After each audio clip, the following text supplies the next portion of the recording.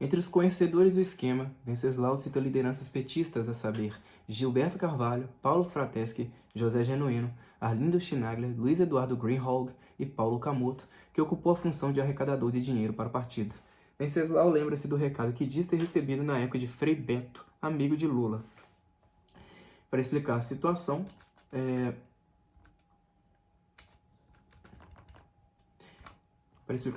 Frei Beto falou: se o Lula souber que alguém está conversando com você, ele jura que aquela pessoa vai ser decapitada do partido. Ninguém teve ousadia ou coragem para ficar do meu lado. Venceslau acusa Paulo Camoto. O Paulo, que não tinha função nenhuma no partido, me chamou de lado e me admoestou dizendo: olha, rapaz, você precisa ter cuidado com o que fala. Ele era o bate-pau, o pau mandado que executa qualquer tarefa, não quer saber se é lícito ou não. O mesmo Paulo, que hoje é presidente do Sebrae, pedia nas prefeituras do PT a lista de empresários fornecedores que tinham dinheiro para receber com o objetivo de visitá-los. Para Venceslau, seu afastamento da prefeitura de São José dos Campos, em 1993, decorre do veto que impôs ao contrato com a CEPEM. Entrevistada, a deputada Ângela Guadanin, do PT de São Paulo, ex-prefeito do município, afirma que Venceslau foi demitido devido a dificuldades de relacionamento, mas reconhece que a auditoria na época constatou fraude e o contrato com a CEPEM foi interrompido. Em relação a Paulo Camoto, a ex-prefeita confirma que ele a procurou atrás da lista de empresas fornecedoras da prefeitura. O Camoto não era um Marcos Valério, estava mais para delúbio. O que fica desse episódio é que se conhecia o esquema de arrecadação paralela há muito tempo, desde 1993. Questionada se considerava normal o procedimento de Paulo Camoto, Angela Guadanin dá a seguinte resposta: não estou dizendo se era dinheiro ou caixa 2, mas que ele poderia se apresentar a um fornecedor, a qualquer empresa, e solicitar uma doação. Técnicos da CPI dos Correios identificam 82 depósitos em dinheiro sem registros dos nomes dos depositantes nas contas bancárias do Bank Boston, ligadas ao publicitário Duda Mendonça e à sócia dele, Zilmar Fernandes da Silveira. Os depósitos somam 2,2 milhões de reais, sendo que 46 deles foram feitos a partir de 2003. Zilmar Fernandes da Silveira recebia 41 depósitos sem identificação. O maior deles, de 255 mil reais, em 20 de dezembro de logo após a eleição de Lula. O depósito mais alto saiu em nome da Comunicação e Estratégia Política, empresa de marketing de Duda Mendonça. Recebeu 400 mil reais em 31 de agosto de 2004, ano de eleições municipais. 250, dia 18 de janeiro de 2006. A CPI dos Bingos apresenta relatório preliminar sobre o caso Caixa Econômica Federal /GETEC, que investiga o contrato de 650 milhões de reais assinado entre a estatal do governo brasileiro e a multinacional norte-americana. O relator da CPI, senador Garibaldi Alves, do PMDB do Rio Grande do Norte, solicita o indiciamento de 3 empresas e 34 pessoas, entre elas o presidente da Caixa, Jorge Matoso, e o ex-secretário particular do ministro Antônio Palocci, do PT de São Paulo, Ademirson Ariosvaldo da Silva. Fazem parte da lista Valdomiro Diniz, assessor do então ministro José Disseu, PT de São Paulo, e Rogério Buratti e Vladimir Poleto, do círculo ligado a Antônio Palocci, do PT de São Paulo, na época em que o ministro da Fazenda era prefeito de Ribeirão Preto, também São Paulo. Para Garibaldi Alves, há indícios de que os grupos liderados pelos ministros Antônio Palocci e José Disseu disputaram a propina da GETEC. Ele denuncia os suspeitos de envolvimento por formação de quadrilha, corrupção passiva, crime contra o procedimento licitatório e improbidade administrativa. O relator acrescenta os crimes de falsidade ideológica e tráfico de influência para Poleto, e os de lavagem de dinheiro e contra a ordem tributária para Buratti. Também existem pedidos de indiciamento para Marcelo Rovai e Antônio Carlos Lino da Rocha, respectivamente ex-diretor e ex-presidente da GETEC. Segundo eles, Valdomiro Diniz e Rogério Buratti tentaram extorquir 6 milhões de reais da multinacional para permitir a renovação do contrato. Rogério Buratti nega. Diz que a GETEC ofereceu até 16 milhões em propina por novo contrato de operações de loterias com a Caixa. Mesmo com todo o rolo, o contrato foi assinado. Garibaldi Alves também quer a punição das empresas MM Consultoria e S Santos Assessoria, de propriedade do advogado Walter Santos Neto. Ele recebeu 5 milhões de reais da GETEC, dinheiro suspeito de ser propina repassada pela multinacional em troca do contrato. O advogado teria atuado como intermediário. Para o senador, Walter Santos Neto mentiu ao justificar o uso do dinheiro investigado. Garibaldi Alves acusa Walter Santos Neto e funcionários dele de sacarem 2,4 milhões de reais em dinheiro vivo. Alguns desses saques foram feitos com carro forte e entregues a ele em sua casa ou no escritório. 251, dia 19 de janeiro de 2006. Em depoimento à CPI dos Bingos, o motorista Éder Eustáquio de Macedo confirma que dirigiu o Ômega blindado no qual viajaram Ralph Barquete, secretário de Finanças de Ribeirão Preto, São Paulo, Vladimir Poleto, assessor do então prefeito Antônio Palocci, e as 3 caixas de bebida que conteriam dólares de Cuba destinadas à campanha de Lula em 2002. Nervoso e mostrando dificuldades para responder as perguntas, Éder Eustáquio de Macedo dá respostas monossilábicas e fica em silêncio durante longos períodos. Admite ter feito viagem do aeroporto de Amarais a São Paulo, mas garante não ter saído do carro em nenhum momento. A única coisa que fez foi abrir o porta-malas acionando o botão no painel do carro. Foram os passageiros que colocaram e retiraram a bagagem do porta-malas. Éder Eustáquio de Macedo diz que a carga foi deixada numa churrascaria em São Paulo, onde também ficou Vladimir Poleto. Ralph Barquete foi levado depois para o aeroporto de Congonhas. Antes de depor, Éder Eustáquio de Macedo foi assessorado pelo advogado Hélio Silveira, defensor de Ademirson Ariosvaldo da Silva, secretário particular de Antônio Palocci. O escritório do advogado também teria quitado as despesas de hospedagem do motorista em Brasília. Éder Eustáquio de Macedo foi empregado como motorista do Ministério da Fazenda no Rio de Janeiro. 252, dia 20 de janeiro de 2006. O Conselho de Ética da Câmara aprova por 10 votos a 3 a cassação do mandato do deputado Vanderval Santos, do PL de São Paulo. Ele é apontado como beneficiário de R$150 mil do Valério Euduto. O dinheiro foi sacado por seu motorista no Banco Rural.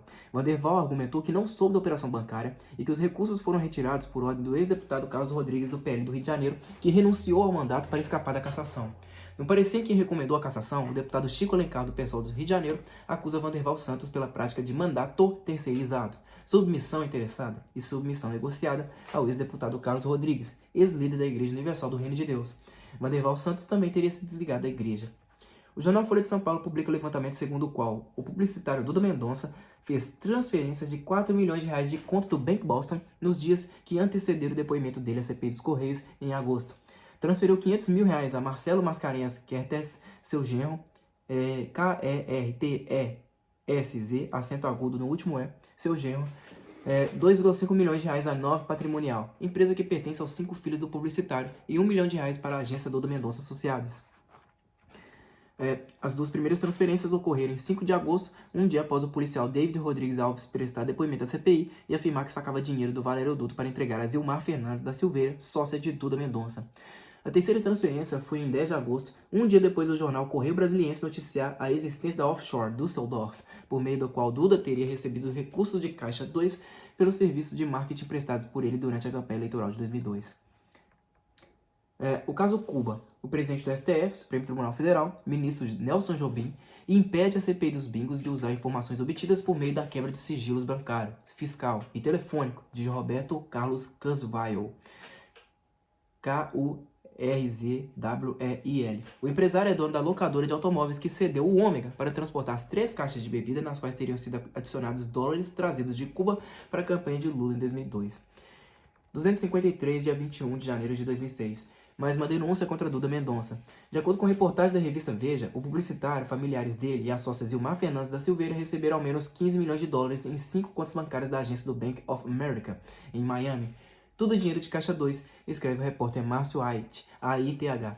Uma das contas é ligada à offshore Düsseldorf, pela qual Duda Mendonça admitiu que pôs as mãos em R$10,5 milhões transferidos pelo Valério Euduto para pagar os serviços prestados à campanha eleitoral de 2002. A bolada equivaleu a $3 milhões.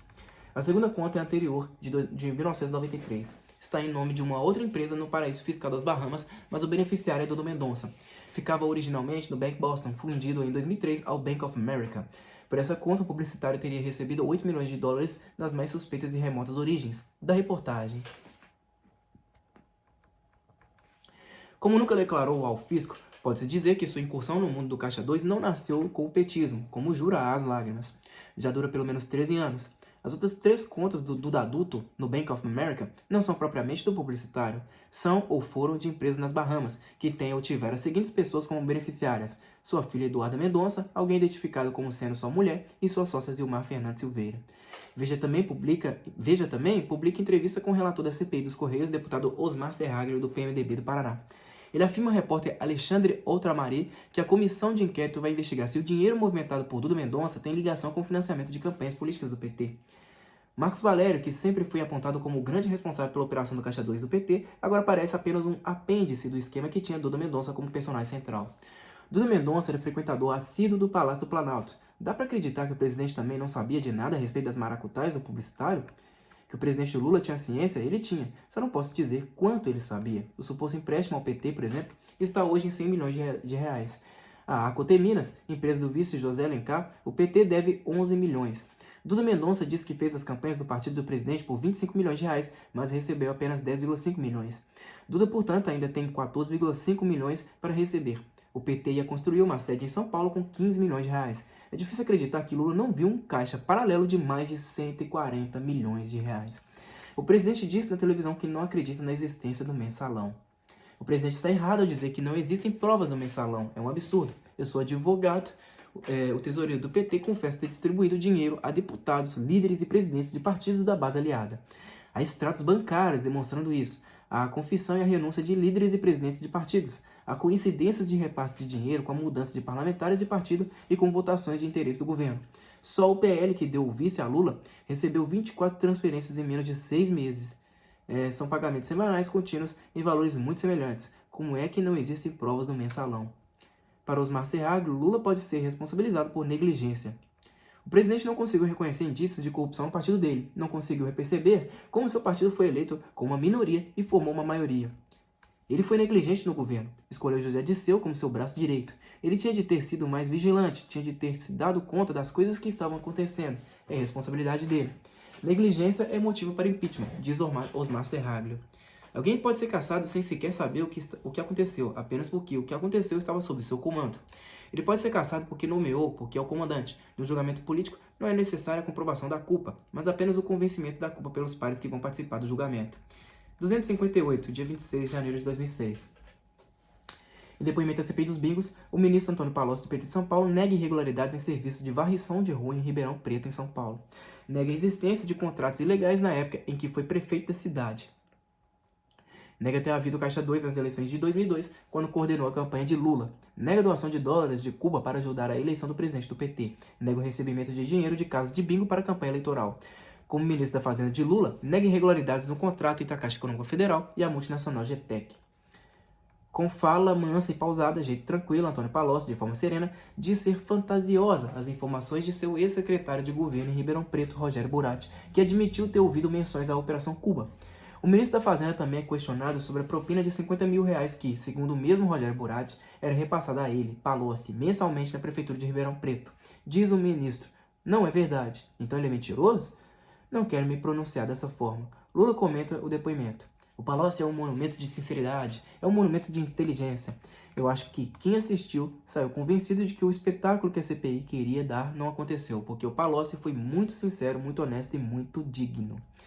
O Conselho de Ética da Câmara aprova pareceres recomendando a cassação dos mandatos dos deputados Professor Luizinho, do PT de São Paulo, e Roberto Brandt, do PFL de Minas Gerais. A votação de Roberto Brandt termina empatada em 7 votos a 7 e é desempatada pelo deputado Ricardo Izar, do PTB de São Paulo, presidente do Conselho de Ética.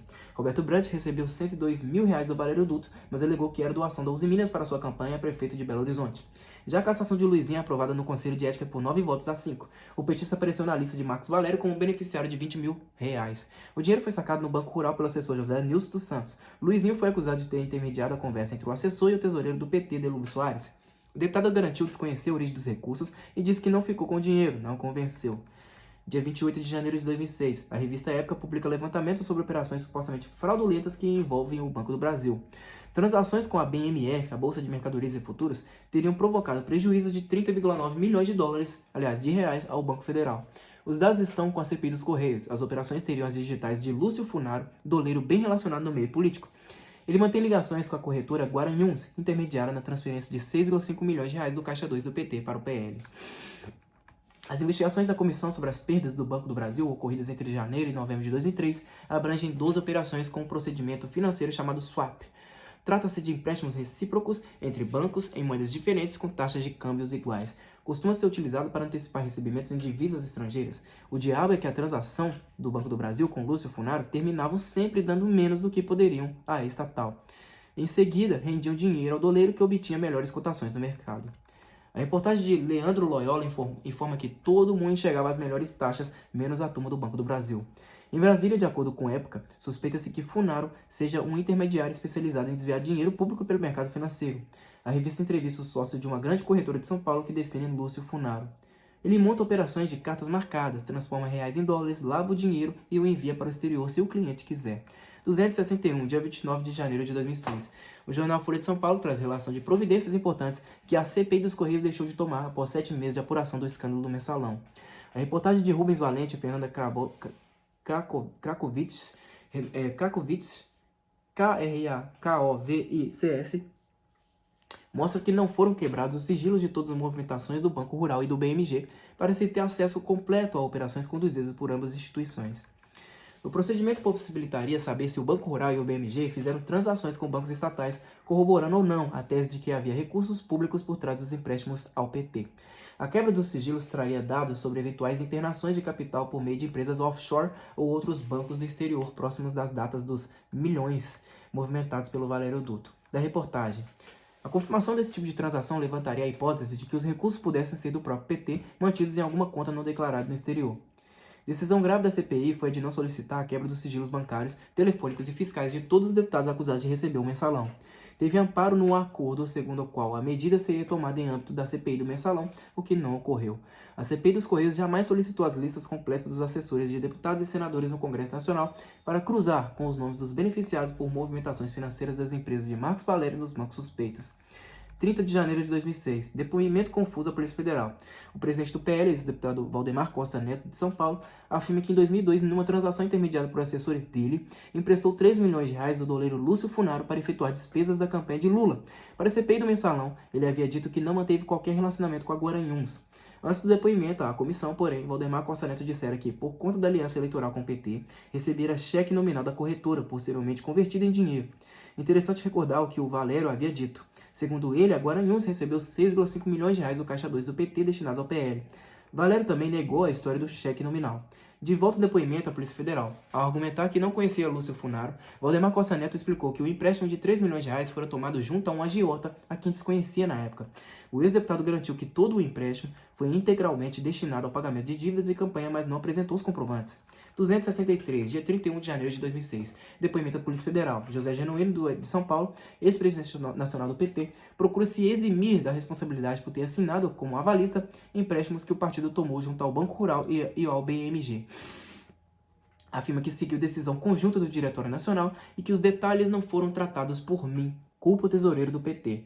A negociação e a escolha das instituições financeiras ficaram a cargo do Delúbio Soares. Eu simplesmente assinei como avalista. Apesar de presidente do PT na época, José Genuíno sustenta que deixou os pedidos de empréstimos nas mãos de Delúbio Soares em confiança. Minhas funções eram eminentemente políticas na presidência. As funções administrativas, gerenciais e financeiras eram de competência do Delúbio. 264, dia 1º de fevereiro de 2006. Em depoimento à Polícia Federal, Roberto Jefferson, do PTB do Rio de Janeiro, admite ter recebido doação ilegal de R$ 75 mil para a campanha eleitoral de 2002. Veio de esquema operado por Dimas Toledo, ex-diretor de engenharia de Furnas Centrais Elétricas. De acordo com Roberto Jefferson, Dimas Toledo levou a quantia pessoalmente ao seu escritório político em dinheiro vivo. O diretor de engenharia da Estatal Federal se deixou o cargo em 2005, depois que Roberto Jefferson denunciou seu envolvimento no escândalo do mensalão. A Polícia Federal investiga a autenticidade de um dossiê conhecido como Lista de Furnas. Apura eventual envolvimento de Dimas Toledo com o documento. Ele nega. A relação traz os nomes de 156 políticos, a grande maioria de oposição ao governo Lula. Eles teriam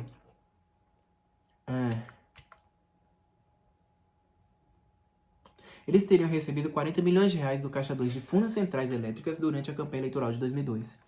A relação de nomes está em papel timbrado de Furnas, mas o carimbo de um cartório de Belo Horizonte poderia ter sido falsificado.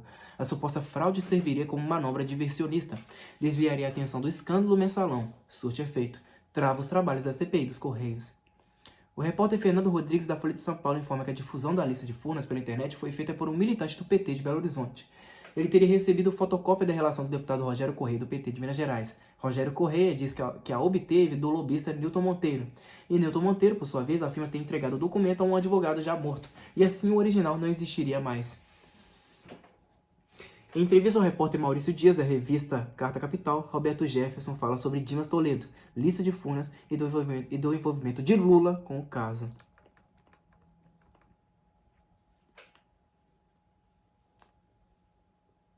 Segundo Jefferson, Dimas é um homem de tamanho prestígio, de tamanha força, que metade das pessoas incluídas na lista me ligou quando o presidente Lula pediu um nome para substituí-lo em Furnas.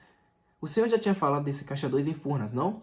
Sim, numa entrevista para a Folha de São Paulo. Falei de um encontro com Zé Dirceu. Ele me explicou como funcionava e pediu para que o Dimas permanecesse fazendo caixa do PT e do PTB.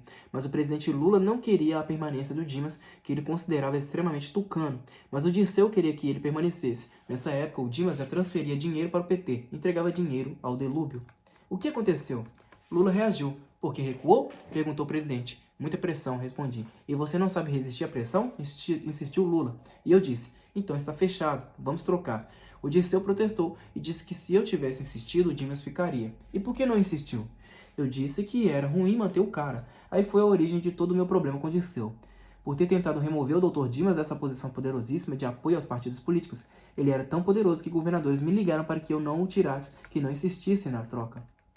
De acordo com Roberto Jefferson, ele havia feito um trato com o ex-ministro José Dirceu para que os 4 milhões de caixa 2 gerados por Furnas Centrais Elétricas fossem divididos meio a meio entre PT e PTB, e sem contar a celebração de novos contratos em volumes vultosíssimos. Essa posição de Furnas só não era maior do que a posição da Petrobras. É uma das mais poderosas posições políticas do Brasil.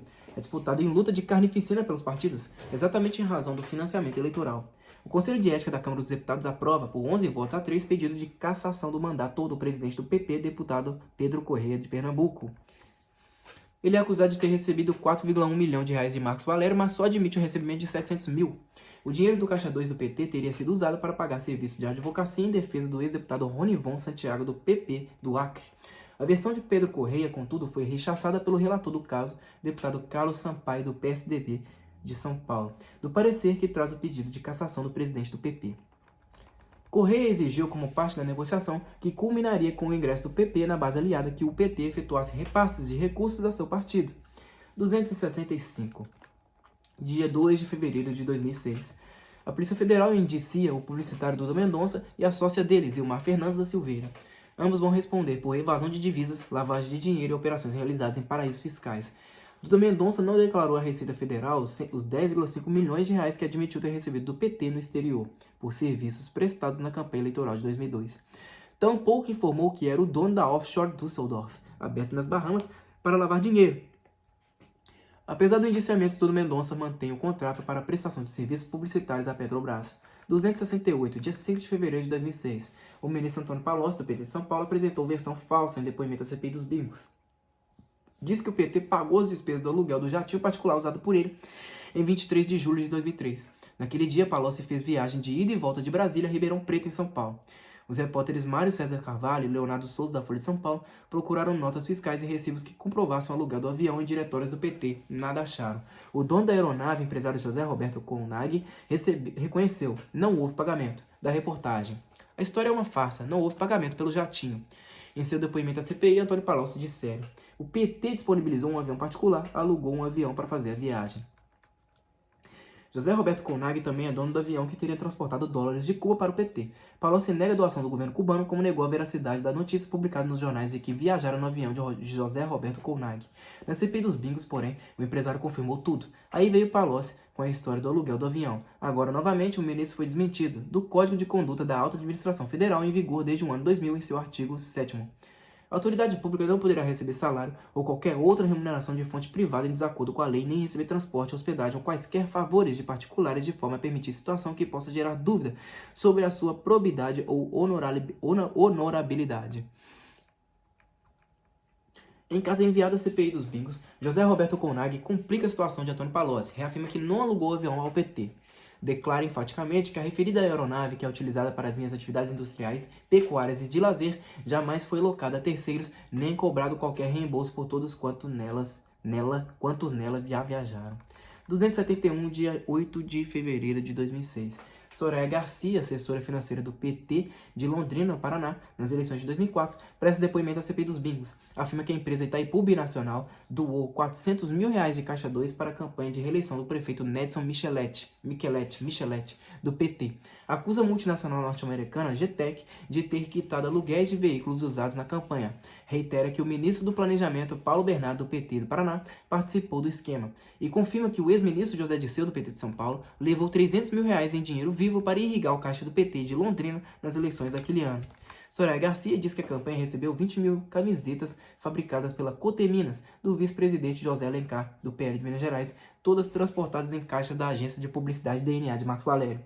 A ex-assessora conta que, pressionada pela Justiça Eleitoral para explicar a origem das camisetas, conseguiu nota fiscal fria da própria Coteminas depois de muito insistir. O documento foi providenciado pelo tesoureiro Delúbio Soares. 272, dia 9 de fevereiro de 2006. O Conselho de Ética da Câmara, rejeita por 9 votos a 5, parecia que recomendava a cassação do ex-líder do PP, deputado Pedro Henry, do Mato Grosso. É o primeiro caso em que o Conselho de Ética derruba o voto do relator. Pedro Henry foi acusado por Roberto Jefferson de distribuir recursos do Caixa 2 do PT para a bancada do PP e de pressionar o líder do PDB, deputado José Múcio, de Pernambuco, para que os PTBistas também participassem do mensalão. De acordo com o relator do caso Pedro Henry, deputado Orlando Fantasini, do PSOL de São Paulo, houve uma união espúria entre PP e PT, resultado de reuniões das quais participaram pelo PP Pedro Henry, José Janine, do Paraná, e Pedro Corrêa, de Pernambuco. Teriam repassado 4,1 milhões do Valério Dutra ao PP. Trecho da entrevista de Jefferson à Folha de São Paulo em 6 de junho de 2005. Me lembro de uma ocasião em que o Pedro Henry tentou cooptar 2 deputados do PTB, oferecendo a eles mensalão que ele recebia de repasse do Dr. Delúbio, e eu pedi ao deputado Iris Simões que dissesse a ele: se fizer, eu vou para a tribuna e denuncio. Morreu o assunto. Em entrevista ao blog Nos Bastidores do Poder, do jornalista Josias de Souza, Roberto Jefferson afirma que o ex-ministro José Dirceu lhe propôs a partilha da sobra mensal do esquema montado em Furnas Centrais Elétricas. O presidente do PTB cita o diretor de engenharia da estatal Dimas Toledo. Dava 4 milhões de reais. 1 milhão ficaria para despesas de diretoria que o Dimas teria, 1,5 milhão iria para o PTB e 1,5 milhão para o PT. O senhor chegou a conversar sobre isso com o próprio Dimas? Sim, ele esteve em minha casa em abril do ano passado a pedido do Zé Dirceu. Ele queria o quê?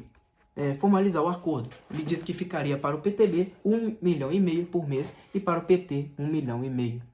Reforçou a conversa que o Zé Dirceu já havia acertado. Eu voltei ao Zé, contei os termos e perguntei: tá fechado? Ele disse: fechado. Foi quando o Lula deu para trás. Disse: não, esse cara é um traidor, ele é tucano. Botamos 1,5 milhão na CEMIG para fazer o programa Luz para Todos nas favelas e ele só botou placa do governo do Aécio. A proposta da partilha foi feita para que o senhor concordasse com a manutenção do Dimas? Exato. Quem ficava com tudo naquela época era o Delúbio.